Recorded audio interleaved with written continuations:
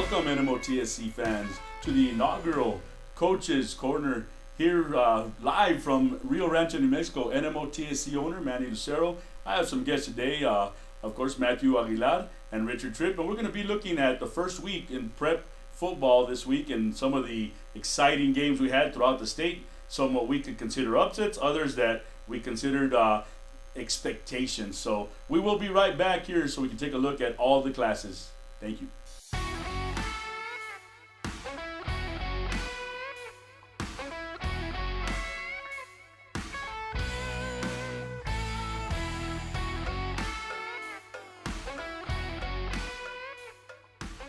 Welcome back. We are here with Matthew Aguilar. We're going to look at the weekend's scores that we had here in Class 6A. Matthew, a lot of good football. A lot of teams flexing their muscles early. What do you think? Well, I was at Volcano La Cueva this past weekend, and I can say the Bears and the Hawks, they were both flexing their muscles a little bit. You know, La Cueva coming off the loss to the state championship game to not Volcano, to Manzano, 14-7, and Volcano, coming off early exit in the playoffs. So, both teams, you can say one looked good in the first half, the other one in the second half was the better team. Obviously, La Cueva looked better in the second half, but the first half, I will say this, Volcano Vista, if they play the way they did that the entire game, we could have seen an upset. Wow, and that was right away. I mean, because most people were picking La Cueva as the odds-on favorite. But let me tell you, so our polls come out tomorrow or Tuesday, as you know, the NMOT coaches poll. And one of the things, so they've already started, the tally started coming in. Let me tell you, there's a team out there flexing their muscles, and that was that was Cleveland High School. They got that really quick transfers who accounted for 3 touchdowns for the Storm. That Dorian Lewis, the 5'9", 185-pound transfer from El Paso Anders, and I'm going to tell you what, they look pretty good, and they handled their business early. Well, I mean, it was a 51-0 final, and that was an early exit for them. So guess what? They could come home early. They don't have to stay late and stuff. And the transfer, Dorian Lewis, he looked very phenomenal. And when you get some transfers, you're not sure what to really expect from them.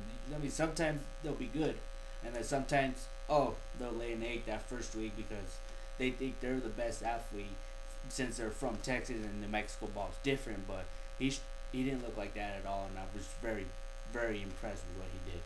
Any other games that you want to note? You have the scores there that you want to note from 6A that you think was either an upset or something you didn't expect? Well, I got a couple. How about Clovis? They went down to Watson Memorial Stadium. They played Hobbs. They beat them 32-21.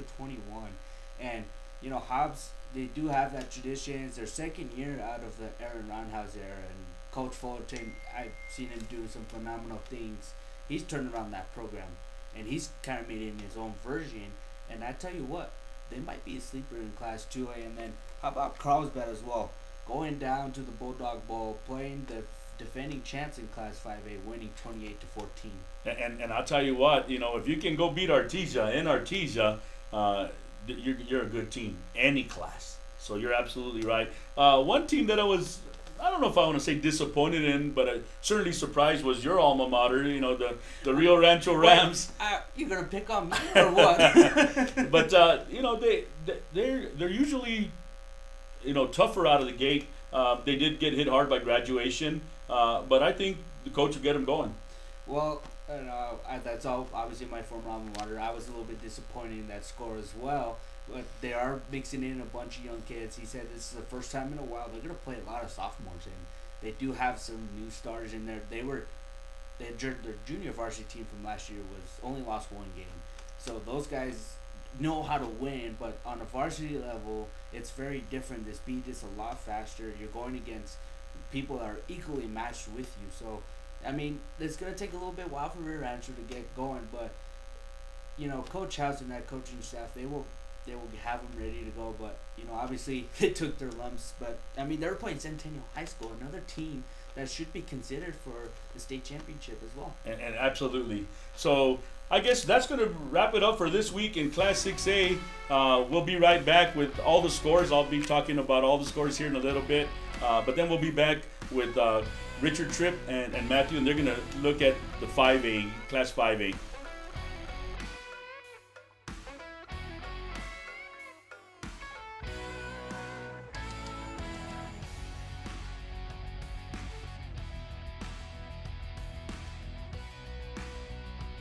This week's Class 6A Player of the Week is brought to you by Rev's Barbecue. This week's Player of the Week is from Cleveland High School, Dorian Lewis, a 5'9", 185-pound transfer from El Paso Anders. And Mr. Lewis rushed for 172 yards. He had 3 TDs, 2 rushing, 1 receiving. So congratulations to our first week Player of the Week, Class 6A, Dorian Lewis. So welcome back, everybody, to the NMOTSC Coaches Show. What we are going to do now is go over some 5A scores from this past week. Some people may have called them upsets. Some people may have called them legit wins. Call it what you want. Matt Aguilar, Richard Tripp. You know, let's start at the top with the Artesia Bulldogs. 30-time champs. 30-time champs. Carlsbad goes into the doghouse and takes down the mighty Bulldogs. But in some respects, was it an upset or not? That's a tough one, but I'm going to say not an upset because Carlsbad is obviously the higher class 6A team. They're a 6A team, and Artesia is obviously 5A. But a lot of people always say, why are Artesia 6A if they're killing 5A? Well, the enrollment, let's say fix the enrollment, then Artesia should be a 6A team. But right now they're a 5A. I'm not going to call it an upset. It's early in the year for them. They love to play higher teams to start the year, and then when they get to the later point in the year where they start district and everything, they want to have their players toughened up and ready to take on, Goddard and Alamogordo and a few other teams that are in the district. A couple of teams that took care of business according to script were Belen and Los Lunas. They handled things pretty well, so Belen pretty much doing what they were supposed to do. Diego Casillas yesterday, once again, back for his senior year, fresh new offensive line, and was still rolling. Had 3 touchdowns yesterday. I'm pretty sure he had almost 200 yards. So I'm not sure that we didn't get those numbers. But for Los Lunas, they battled Pietro Vista, and let's remember the Panthers were a Class 6A team last year. They took on Rio Rancho, Cleveland, Cibola, and them in that tough district in Class 6A. And they had a good feel. So in that game, they were rolling, but then they lost their quarterback. They kind of lost that momentum they were building. So really, though the score was 22-6, it should have been a lot closer than what people thought. But Los Lunas is definitely a team to watch out for. Well, that should be some game at the end of the year. We'll find out how it all unfolds tomorrow night with our first poll, Tuesday night, as many of us will say, with our first of the year top 10 polls. So what we're going to do is we're going to take a break. We come back. We're going to move down the ladder and talk 4A. We come back right here on the Coaches Preview Show on NMOTSC.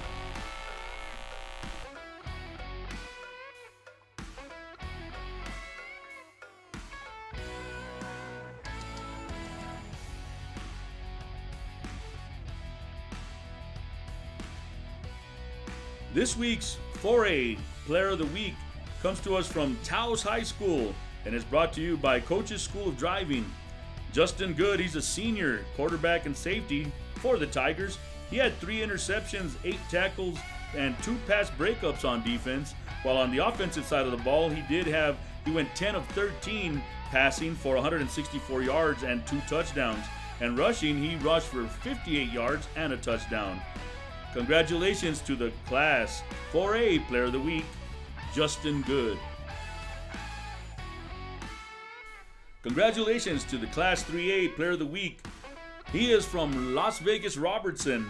This is brought to you by Duke City Aerials. That is number 82, Antonio Padilla, the 5'8 junior. He had 5 rushing touchdowns versus the Demons of Santa Fe in their home opener.